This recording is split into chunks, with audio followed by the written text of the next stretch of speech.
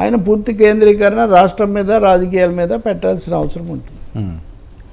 Sir Jaganmohan Reddy గారు కనీసం కొంతకాలం తర్వాత ఎప్పుడు ఎలా ఉంటుందన్నది. సార్ జగన్మోహన్ రెడ్డి గారు నిన్న మాట్లాడిన అంశాల్లో చాలా కీలకమైన విషయం ఒకటి ప్రస్తావించారు, ప్రతి ఒక్కరికి ఇకపై అందుబాటులో ఉంటా అని. యా అంటే ఇంతకుముందు అందుబాటులో లేదు అని ఏమైనా ఆయన ఒప్పుకున్నట్టే కదా, దాన్ని ఆ కారణంగా చూపిస్తున్నారు. ఇప్పటి నుంచి నేను అందుబాటులో ఉంటాను, ప్రజల్లోకి వస్తానని, తొందరలోనే ప్రజల్లోకి వస్తాను. దాన్ని అవతల వాళ్ళు కాస్త అపహాస్యం చేస్తూ కూడా అప్పుడే దాని మీద డైలాగులు అవి కూడా పెట్టారు. ఏదైనా నాయకులు అనేవాళ్ళు ఇంకోటి కూడా అన్నాడు ఆయన, 14 నెలలు నేను పాదయాత్ర చేశాను, ఆ శక్తి సామర్థ్యాలన్నీ నాలో ఇలాగే ఉన్నాయి.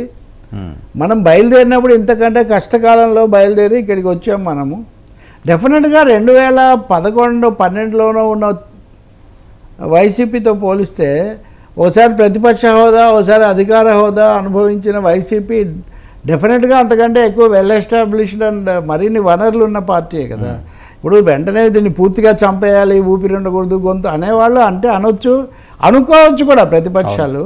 కానీ ఎవరిని ఏమీ తుదముట్టించలేకపోయారు. రాజకీయాల్లో ఏ పార్టీకి ఏ నాయకుడికి ఉండేటటువంటిది వాళ్ళకు ఉంటుంది. నిన్న కూడా మనం అనుకున్నాం కదా, రాహుల్ గాంధీని అన్నారు, పవన్ కళ్యాణ్ అన్నారు, లేదా లోకేష్ అన్నారు. ఇప్పుడు ఓడిపోయినారు కాబట్టి సహజంగా ఇప్పుడు నవీన్ పట్నాయక్ ఓడిపోయాడు, 24 ఏళ్ళు ఉండి, ఇంకా అయిపోతుందా? వేరే ఏదో ప్రత్యామ్నాయం చేయరా?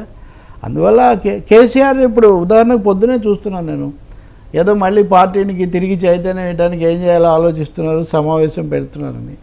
అది సరిగ్గా చేస్తారా లేదా అనేది ఒకటే ప్రశ్న. నాకు కొంచెం ఆశ్చర్యం కలిగించిందంతా కళ్ళు మూసుకుంటే 5 ఏళ్ళు అయిపోతాయని. అదైతే అంత తేలిగ్గా అయితే జరిగే విషయం కాదు. నేర్చుకోవాలి, ప్రజల్లో మరింతగా ఉండాలి, పార్టీని పటిష్టం చేయాలి. ఇప్పుడు పార్టీ కార్యకర్తలు నాయకులు చేసే పని వాలంటీర్లు చేయలేరు. ఈ ప్రాథమిక వాస్తవాన్ని గుర్తించాల్సి ఉంటుంది. పూర్తిగా ఒక బ్యూరోక్రటిక్ సెటప్లోకి పడిపోయి సలహాదారులు అధికారులు చెప్పిన దాని మీదనే ఆధారపడి పార్టీ యంత్రాంగం, పార్టీ నాయకులు వాళ్ళకు ఉన్నదాన్ని కనుక పోగొట్టుకుంటే ఆ లింకే ఉండదు, లింక్ పోయింది అక్కడ. ఎన్టీఆర్ తెలుగుదేశం పెట్టినప్పుడు కమ్యూనిస్ట్ పార్టీలాగా పార్టీకి మనకు నిర్మాణం, ఒక వ్యవస్థ ఉండాలని ఆయన క్లాసులు పెట్టి పార్టీ యంత్రాంగం అని ఒక చేస్తూ వచ్చాడు. చంద్రబాబు తన స్టైల్లో తను చేశాడు. బీజేపీ కూడా అంతే కదా. కాబట్టి వాళ్ళకేదో వేరేది ఉంటుంది. కాబట్టి ఇప్పటికైనా పార్టీ వ్యవస్థ అనేదాన్ని కాపాడాలి, పార్టీని గౌరవించుకోవాలి. మూడవది, ఈ గెలుపులు ఓటములు ఏదో చిటికెల మీద ఏమి అయిపోవు. పైన వాళ్ళకి అయిపోవచ్చు, కింద ఉన్న వాళ్ళు ఎదుర్కోవాలి కదా. కాబట్టి ఒకటేనండి, ఇది ఒక సమైక్యంగా ముందుకు పోండి, ప్రజాస్వామికంగా రాష్ట్రాన్ని అభివృద్ధి చేయండి అనేది ప్రజలు ఇచ్చిన సందేశం. ఓట్లు ఇచ్చారు, సీట్లు రాకపోయినా ఓట్లు ఇచ్చారు కదా, బాగానే. అటువైపు వీళ్ళు దృష్టి పెడితే చాలా మంచిది. సో మళ్ళీ మరి పాదయాత్ర కానీ చేసే అవకాశం ఉంటుందా? చేస్తారు బహుశా. ఈ మొదటి సమావేశాలు ఇక్కడ ఏం జరుగుతుంది ఇవన్నీ గమనించి చూపిస్తారంటారు. మళ్ళీ ప్రజల్లోకి వెళ్ళటం అంటున్నారు. వెంటనే పాదయాత్ర చేస్తారా, లేదా ఏదైనా బస్సు యాత్ర చేస్తారా, ఎట్లా అని ఏదో ఒకటి ప్రజలకు మళ్ళీ కనెక్టివిటీ టు పీపుల్ అనేది అవసరమని అయితే గుర్తిస్తున్నట్టు కనిపిస్తుంది.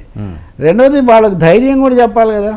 అవును, రకరకాల వాతావరణమేమో ఒక విధంగా కలుషితమైపోయింది, ఉద్రిక్తమైపోయింది, దాడులు పోలింగ్ అప్పుడు జరిగాయి, అటు ఇటు చేసుకున్నారు. ఇప్పుడు కూడా ఇంకా ఆగలేదు కదా, ఇప్పటికీ ఆగలేదు అనేదే కదా పెద్ద ప్రధానమైన సమస్య. ఆగలేదు అది.